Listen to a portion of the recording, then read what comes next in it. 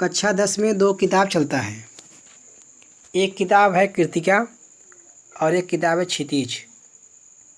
क्षितिज में दो भाग होते हैं, एक गद्य भाग, एक पद्य भाग। गद्य भाग का मतलब कहानी जैसा और पद्य भाग का मतलब कविता के जैसा, श्लोक के जैसा। तो सर्वप्रथम आप सभी को पद्य भाग पढ़ाया जाएगा। पद्य भाग का पहला शीर्षक है पद। पद्य भाग का पहला शीर्षक है पद। इसके रचयिता कौन है? कवि सूरदास जी। इसे कैसे पहचानेंगे कि ये सूरदास जी का ही है? क्योंकि देखिए इस श्लोक में नीचे आखिरी लाइन के प्रारंभ में यहाँ पे सूरदास लिखा हुआ है। तो हमें अधिक याद करने पे बल नहीं देना पड़ेगा। इसमें बहुत अच्छा तरीका यह दिया है कि हर इस श्लोक में कहीं न कहीं सूरदास या सुर अवश्य लिख देता है। तो देखिए इसमें पद में जो शीर्षक पद है इसमें क्या है? इसमें इस कविता में कहने का मतलब पद कविता में तीन प्रमुख पात्र हैं। पहले पात्र हैं भगवान श्री कृष्ण और दूसरे पात्र हो गए उनके परम मित्र उद्धव जी और तीसरे पात्र हो गई गोपियाँ। तो हम आपको पढ़ाने से पहले थोड़ा समय लेना चाहेंगे कि एक समय की बात है, भगवान श्री कृष्ण गोकुल से मथुरा गए थे अपने परम मित्र उद्धव जी के साथ। गोकुल से मथुरा गए थे। तो मथुरा वहाँ गए थे तो वहाँ गोकुल का बाग बगीचा, वन उपवन और गोपियाँ याद आने लगी। तो उन्होंने यानी भगवान श्री कृष्ण ने उद्धव जी से कहा कि उद्धव जी आप गोकुल जाइए और गोपियों को समझा दीजिए कि वे हमें अधिक स्मरण ना करें। तो गोपियाँ क्या कहती हैं? उन्हें उलाहना देती हैं। कहने का मतलब बोली बोलती हैं। कैसे बोली बोलती हैं देख सकते हैं। उद्धव तुम हो अति बड़ी भागी। उद्धव तुम हो अति बड़ी भागी। उद्धव तुम हो अति बड़ी भागी। कहने का मतलब क्या हुआ? क्या कर रही हैं? कौन कह रही है? गोपियाँ कह रही हैं। गोपियाँ क्यों कहने लगी? क्योंकि उद्धव जी कह रहे थे कि आप भगवान श्री कृष्ण को स्मरण ना करें। तब गोपियाँ कहने लगी, क्या कहने लगी? उद्धव तुम हो अति बड़ी भागी। कहने का तात्पर्य क्या हो गया कि हे उद्धव जी आप बहुत ही भाग्यशाली हैं। हे उद्धव जी तुम हो यानी आप अति बड़ी भागी। अति माने बहुत, बड़ी भागी बहुत बड़े भाग्यशाली हो। हे उद्धव जी आप बहुत बड़े भाग्यशाली हो। क्यों कह रही हैं? इसमें उलाहना है, इसमें बोली है। क्या बोली है? जैसे कि जो वस्तु जिसके पास रहता है वह उसका महत्व नहीं समझ पाता। कहने का मतलब भगवान श्री कृष्ण के साथ उद्धव जी रहते थे, इन्हें भगवान श्री कृष्ण से प्रेम नहीं हुआ।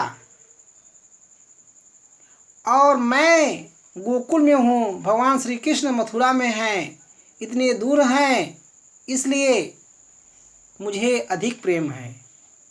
और गोपियाँ स्वाभाविक सी बात है श्री कृष्ण से स्नेह करती थी। और स्नेह तो हर कोई करता है ईश्वर से। तो देख सकते हैं दूसरे पंक्ति में क्या कहा जा रहा है, अपरस रहत सनेत गाते, अपरस रहत सनेत गाते, नाहिन मन अनुरागी।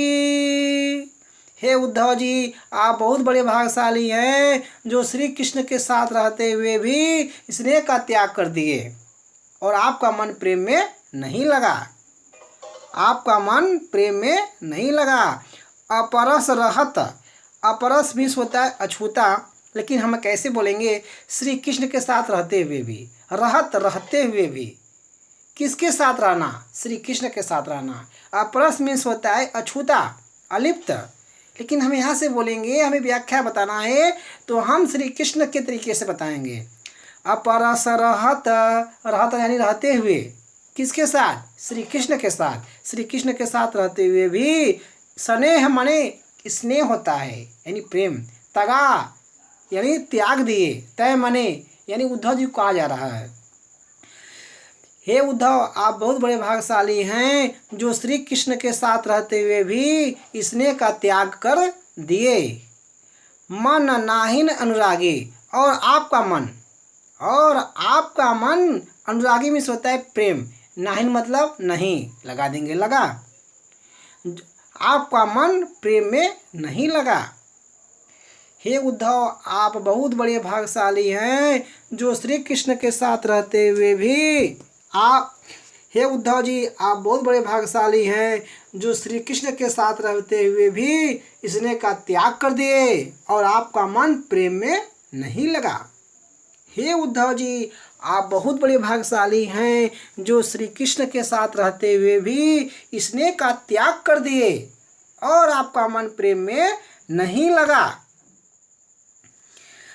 पुरैनी पात रहत जल भीतर, तारस देह न धागी।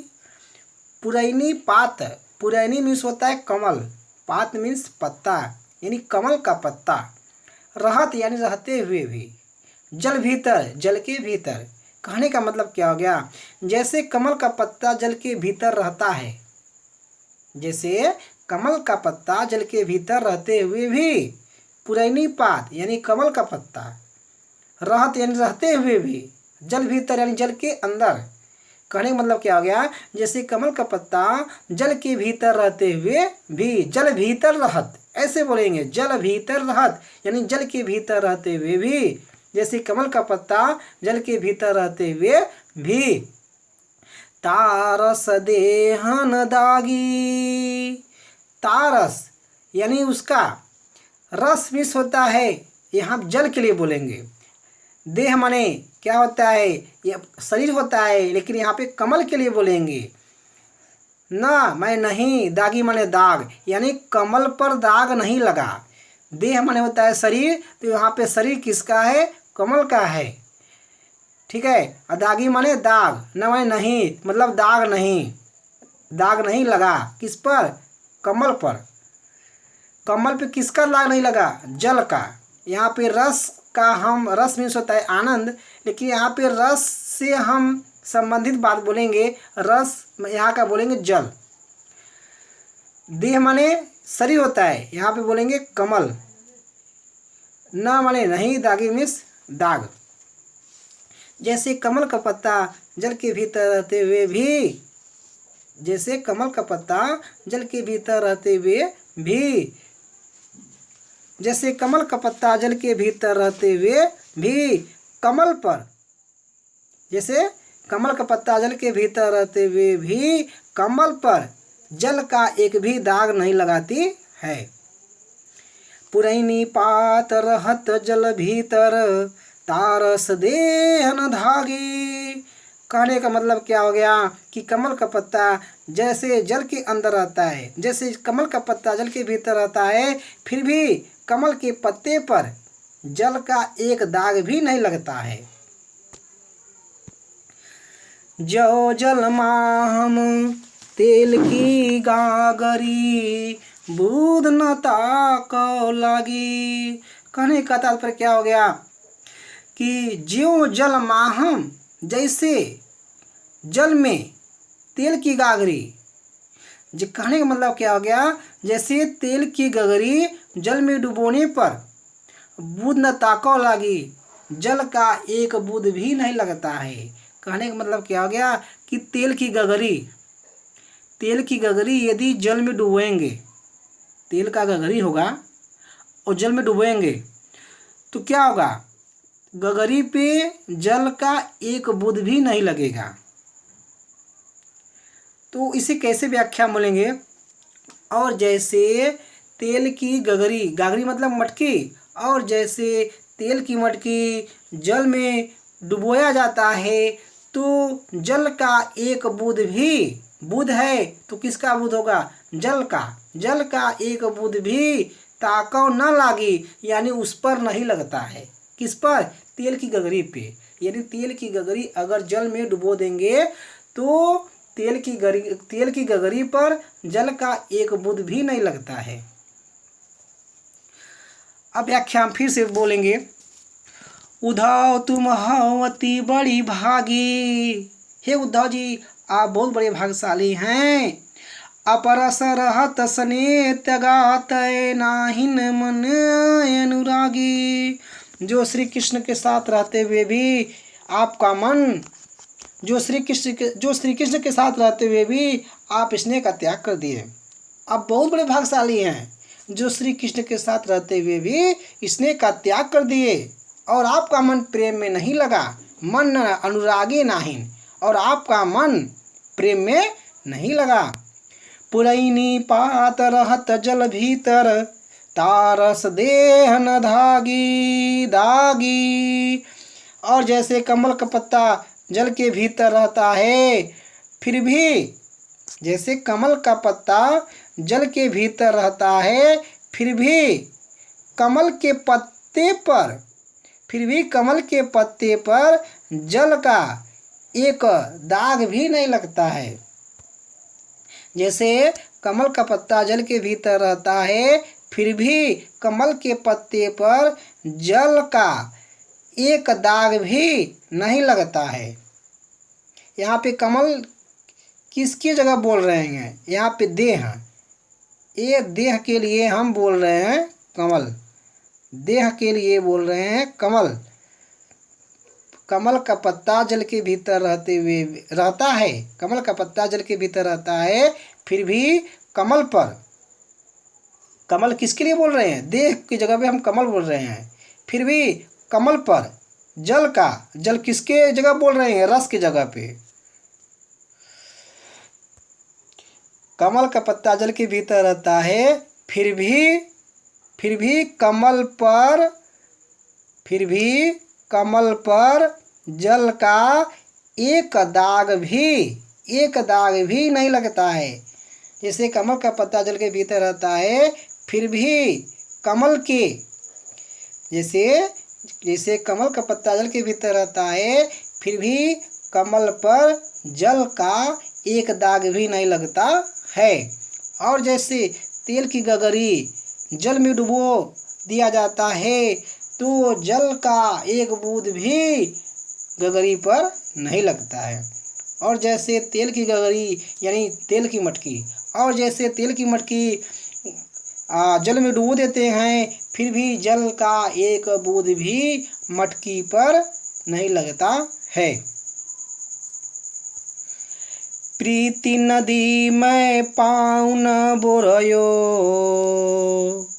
प्रीति नदी में पाँव न बोरयो, दृष्टि न रूप परागी।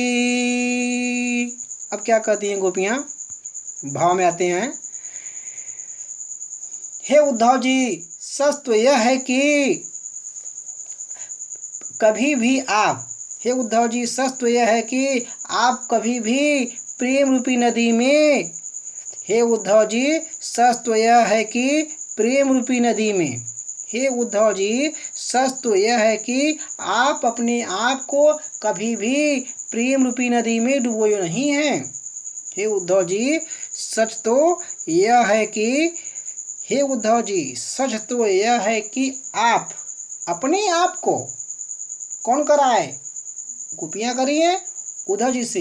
कैसे कर रही हैं? सच तो यह है, माने उलाहना दे रही हैं, सच तो यह है कि आप अपने आप को कभी भी प्रेम रूपी नदी में, प्रेम रूपी नदी में बुरोयो ना, मतलब बुरे नहीं है, यानी डुबोयो नहीं है। कहने का मतलब कहना क्या चाहती हैं कि श्री कृष्ण से ही नहीं, कहने का मतलब ये हुआ कि उद्धव जी किसी से प्रेम नहीं किए हैं। कहने का मतलब यह हुआ, प्रीति माने रहा प्रेम, नदी माने नदी, यानी प्रेम रूपी नदी में ना बुरे, मतलब बुरे नहीं है, यानी अपने आप को डुबोए नहीं है। कहने का मतलब उद्धव जी किसी से प्रेम नहीं किए हैं। कहने तात्पर्य यह हो गया। सच तो यह है कि आप अपने आप को कभी भी प्रेम रूपी नदी में डूबे नहीं हैं। कहने मतलब क्या हो गया? सच तो यह है कि आप कभी भी किसी से प्रेम नहीं किए हैं, यह हो गया सत्य। सच तो यह है कि आप कभी, सच तो यह है कि आप अपने आप को कभी भी प्रेम रूपी नदी में डूबे नहीं हैं। दृष्टि न रूप परागी, इसीलिए न आप अच्छे पारखी हैं और ना ही प्रेम के भाव को जानने वाले हैं। दृष्टि न, दृष्टि माने क्या होता है? देखने, देखना, न माने नहीं, मतलब अच्छे से नहीं देख पा रहे हैं। रूप माने क्या होता है? सुंदरता, रूमिस कहता है सुंदरता। परागी मीन्स होता है मुग्ध होना, यानी प्रसन्न होना। तो प्रसन्न कैसे होते हैं? जो बात को समझते हैं, प्रेम के भाव को जानते हैं। तो हम व्याख्या में कैसे बोलेंगे? हे उद्धव जी सच तो यह है कि आप अपने आप को कभी भी प्रेम रूपी नदी में डुबोए नहीं हैं, इसीलिए न आप अच्छे पारखी हैं और ना ही प्रेम के भाव को जानने वाले हैं। जैसे कि जो प्रेम किया नहीं है वह क्या जानेगा, वह क्या जानेगा प्रेम का भाव। कहने का मतलब गोपियाँ उद्धव जी से प्रेम करती थी, गोपियाँ श्री कृष्ण से प्रेम करती थी और उद्धव जी कह रहे हैं कि प्रेम मत करो। तो क्या जानेंगे उद्धव जी? जो प्रेम किया है वह प्रेम के भाव को जानेगा। वह यह कहना चाहते हैं कि आप कभी कैसे कर रहे हैं? सच तो यह है कि आप अपने आप को कभी भी प्रेम रूपी नदी में डूबे नहीं हैं, इसीलिए न आप अच्छे पारखी हैं। पारखी माने क्या होता है? परखने वाला। परखने वाला, परखना का मतलब क्या है? कि कौन प्रेम कर रहा है, कौन नहीं कर रहा है, उसको परखिए। हम गोपियाँ कर रही हैं कि हम प्रेम करते हैं, हमको परखिए, लेकिन परख नहीं पा रहे हैं। सच तो यह है कि आप अपने आप को कभी भी प्रेम रूपी नदी में डुबोए नहीं हैं, इसीलिए न आप अच्छे पारखी हैं और ना ही प्रेम के भाव को जानने वाले हैं। सूरदास अबला हम भोरी, गुरचाटी जो पागी। अब सूरदास जी लग गया है पंक्ति में, तो कैसे बोलेंगे?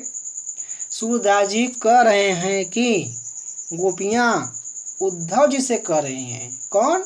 गोपियाँ। किससे? उद्धव जी से, क्योंकि उद्धव जी ही आए हैं गोकुल में। और किससे मिलने के लिए? गोपियाँ से। तो गोपियाँ ही कहेंगी उद्धव जी से।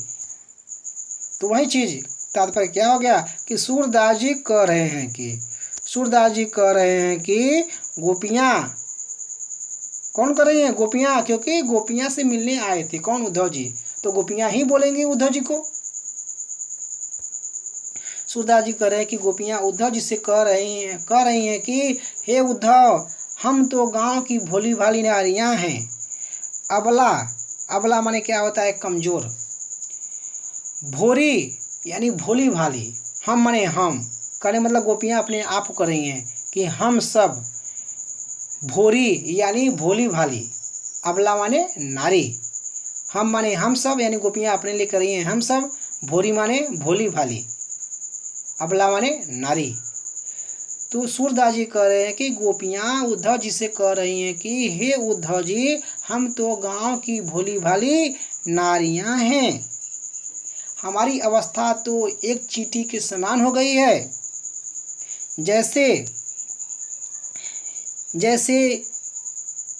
अब इसका व्याख्या कैसे बनाएंगे यहाँ का देखिएगा। गुड़ चाटी जौ पागी।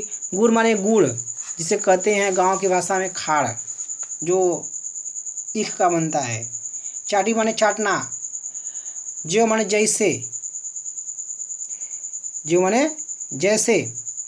तो इसमें कहने का मतलब क्या हो गया, इसमें कैसे हो गया, गुड़ चाटी जो पागी, जैसे गुड़ चाटती हैं वैसे ही वो अपने आप को पाती हैं। कौन? चींटियाँ। गुड़ चाटी जो पागी, जिसे हम आपको एक छोटा सा बता रहे हैं कहानी कि एक चींटी होता है, वह गुड़ देखता है, गुड़, तो वो अपने आप को रोक नहीं पाता। वह चींटी जाता है, गुड़ को खाता है, और खाने के बाद वह चींटी गुड़ से अपने आप को अलग करना चाहती है, लेकिन वह ऐसा चिपक जाती है चींटी गुड़ से कि वह अलग नहीं हो पाती है। तब क्या करती है चींटी?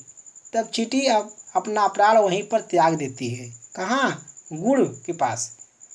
क्योंकि चींटी आकर्षित हो गई किससे? गुड़ के प्रति। और गुड़ क्या हो गया? गुड़ से वह अलग नहीं हो पा रहा है। कौन? चींटी। तो चींटी क्या करेगी? अपना प्राण वहीं त्याग देगी। तो वही कहने का मतलब है कि गोपियाँ श्री कृष्ण से प्रेम करती हैं। अब प्रेम करती हैं तो उनकी अवस्था वैसा ही है जैसे एक चींटी है। अब गोपियाँ प्रेम करती हैं श्री कृष्ण से, तो वे अपने आप को अलग नहीं कर पा रही हैं। गोपियाँ श्री कृष्ण से प्रेम करती हैं तो वे अपने आप को, गोपियाँ अपने आप को श्री कृष्ण से अलग नहीं कर पा रही हैं। इसलिए उनको ऐसा लगता है कि मेरा शरीर, मेरी अवस्था एक चींटी के समान हो गई है। कैसे? सूरदास जी कहते हैं, सूरदास अबला हम भोरी गुड़ चाटी जौ पागी। सूरदास जी कहते हैं कि गोपियाँ उद्धव जी से कहती हैं कि हे उद्धव जी, हम तो गांव की भोली भाली नारियां हैं, हमारी अवस्था तो एक चींटी के समान हो गई है। जैसे एक चींटी गुड़ के प्रति आकर्षित हो जाती है, फिर अपने आप को गुड़ से अलग नहीं कर पाती और अपना प्राण वहीं त्याग देती है, वही हम लोगों की अवस्था हो गई है कि श्री कृष्ण से इतना प्रेम करते हैं, कि श्री कृष्ण से इतना प्रेम करते हैं कि यदि कोई अलग करेगा तो मैं अपना प्राण यहीं पर त्याग दूंगी।